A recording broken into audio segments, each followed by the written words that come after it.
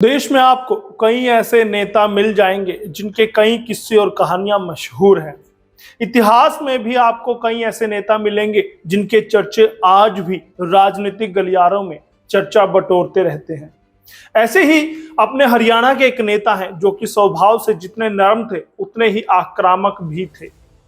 चौधरी देवीलाल, जिन्हें प्यार से लोग ताऊ देवीलाल भी कहा करते थे। एसएनए में हम आपको देवीलाल की जीवनी के बारे में बता चुके हैं, लेकिन आज के इस एसएनए में उनके किस्सों के बारे में जानेंगे, जो कि राज्यपाल को थप्पड़ जड़ने से जुड़ा हुआ है। वैसे तो देवीलाल को पद का कोई लालच नहीं था, लेकिन उन्हें बेईमानी भी बर्दाश्त नहीं थी। नमस्कार, स्वागत है आपका एसएनए में। भारत आज का वो शो जो खबरों का विश्लेषण करता है, उन घटनाक्रम को, उन पुराने इतिहास को आपके सामने लेकर आता है जो आप जानना चाहते हैं।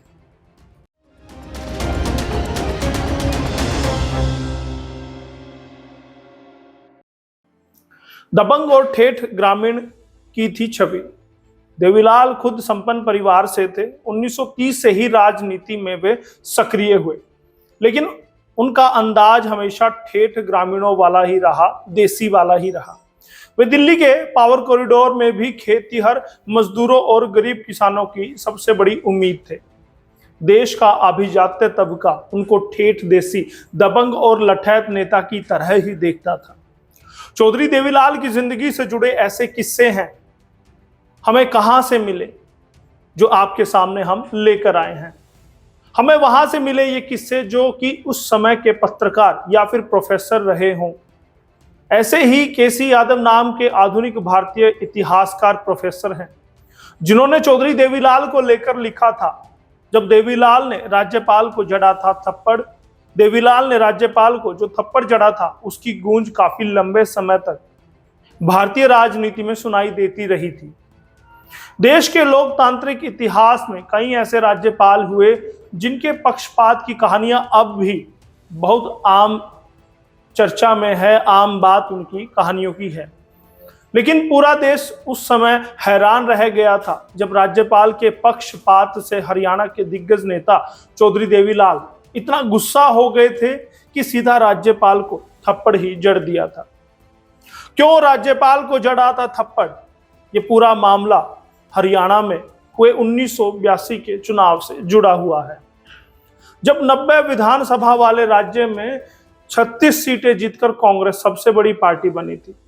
लेकिन भारतीय राष्ट्रीय लोक दल का बीजेपी से चुनाव से ठीक पहले से गठबंधन था और इस गठबंधन को 37 सीटें मिली थी, यानी कि चौधरी देवीलाल की गठबंधन को 37 सीटें मिली थी।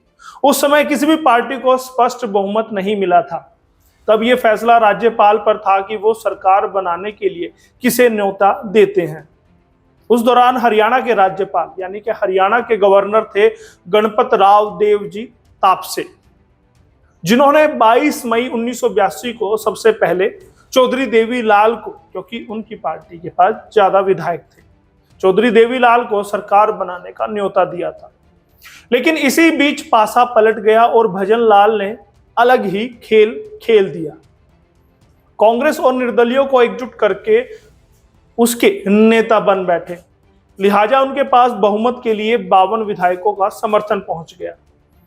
राज्यपाल तापसे ने बिना देरी किए भजन लाल को न्योता भेजा और मुख्यमंत्री पद की शपथ भी दिलवा दी। इस पूरे घटनाक्रम से चौधरी देवीलाल बहुत ही नाराज हुए। वो अपनी पार्टी और बीजेपी के विधायकों को साथ लेकर राजभवन तक जा पहुंचे। जानकारों की माने तो ताऊ देवीलाल और राज्यपाल के बीच काफी गर्म माहौल हो चुका था। विवाद का पानी सिर से ऊपर चढ़ गया था। यह विवाद इतना ज्यादा बढ़ा कि ताऊ देवीलाल और राज्यपाल की बीच काफी तीखी नोकझोंक होने लगी। चौधरी देवीलाल ने गवर्नर की ठुड्डी पकड़कर बात करने लगे। समझ रहे होंगे कि राज्यपाल की ठुड्डी को पकड़कर बात करना कितनी बड़ी बात है।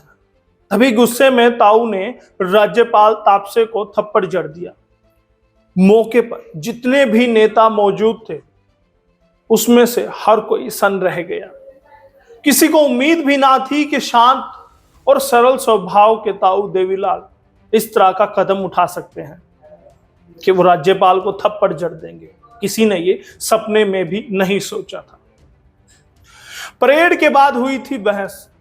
जानकार की अगर माने तो चौधरी देवीलाल ने अपने विधायकों की परेड करवाने के साथ ही दावा किया था कि बहुमत उनके पास है, लिहाजा सरकार उनकी ही बननी चाहिए।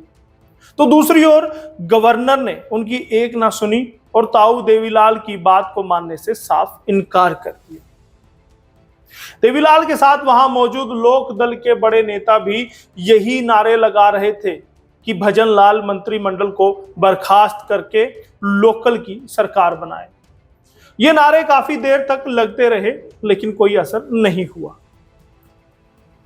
जब सुरक्षा गार्ड ने बचाए थे बिगड़ते हुए हालात, थप्पड़ जब राज्यपाल को पड़ा तब उनके गार्ड तुरंत राज्यपाल को वहां से सुरक्षित निकालकर ले गए थे, वरना हालात और भी खराब हो सकते थे। उस वक्त की मीडिया रिपोर्ट्स की माने तो वाकई में ये एक झकझोर देने वाला घटनाक्रम था। बड़ी बात तो यह है कि तापसे पुराने नेता थे, महाराष्ट्र से वो आते हैं, महाराष्ट्र में लंबे समय तक वे राजनीति भी कर चुके थे, लेकिन उनको खुद भी अंदाजा नहीं था कि ताऊ से कहा सुनी यहां तक पहुंच जाएगी कि उन्हें थप्पड़ भी खाना पड़ जाएगा।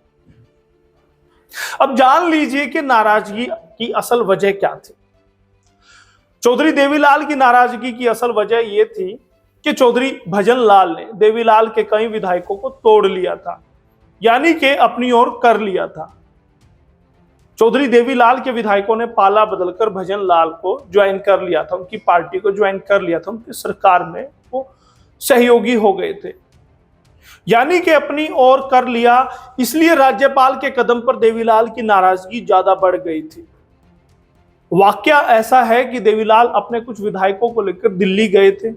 वहां एक होटल में विधायकों को रुकवाया गया था, लेकिन फिर भी विधायक वहां से निकलने में कामयाब रहे थे और भजनलाल ने उन विधायकों को अपनी तरफ कर लिया, या यूं कहा जा सकता है कि विधायकों की बुद्धि फेर दी थी। चौधरी देवीलाल पर नहीं हुई थी उस वक्त कोई कार्रवाई। राज्यपाल को थप्पड़ जड़ना कोई आम बात नहीं थी, बल्कि इसके खिलाफ सख्त कार्रवाई भी अमल में लाई जा सकती थी। लेकिन ताऊ देवीलाल के साथ ऐसा कुछ भी नहीं हुआ था। राज्यपाल गणपत राव देव जी तापसे भी महाराष्ट्र के मंझे हुए नेता थे। उन्होंने इस घटना को तूल नहीं दिया था। तापसे को अपनी बेइज्जती की चिंता तो थी। आखिरकार उन्होंने इस अप्रत्याशित घटना पर मिट्टी डालने का मन बनाया और चौधरी देवीलाल के खिलाफ कोई कार्रवाई नहीं की। बहुत सारी मीडिया रिपोर्ट्स में, बहुत सारे सोशल मीडिया चैनल्स पर इस घटनाक्रम का अक्सर जिक्र आता है, और यह ऐसा घटनाक्रम था जिसने हरियाणा की राजनीति पर, हरियाणा के लोकतंत्र पर एक धब्बा लगा दिया। दबी जुबान में उस वक्त के नेता इसकी बात करते रहे, लेकिन वो कभी भी खुलकर सामने नहीं आए। आपकी इस पूरे घटनाक्रम पर क्या राय है और चौधरी देवीलाल के बारे आप क्या सोचते हैं, हमें जरूर बताइएगा। और अगले इस एसएनए में कौन से घटनाक्रम का आप जिक्र चाहते हैं और किस घटनाक्रम को आप इसमें सुनना चाहते हैं, हमें जरूर बताइएगा।